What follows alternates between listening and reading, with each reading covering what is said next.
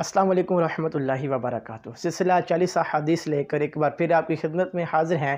آج ہم سنیں گے حدیث نمبر 19، جس کا موضوع ہے دنیا کا بہترین متاع۔ عن عبداللہ بن عمر ان رسول اللہ صلی اللہ علیہ وآلہ وسلم قال ان الدنیا کلها متاع وخیر متاع الدنیا المرأة الصالحہ۔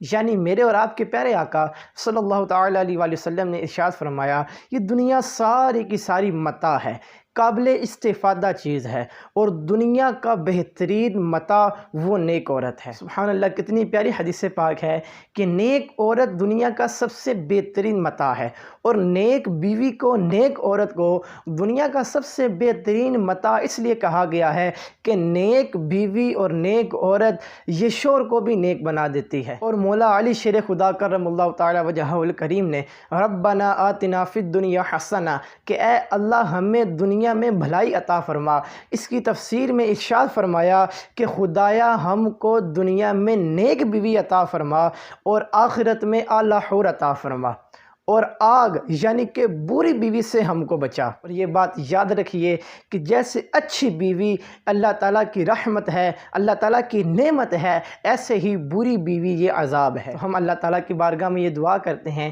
کہ اللہ پاک ہم سب کو نیک بیویاں عطا فرمائے۔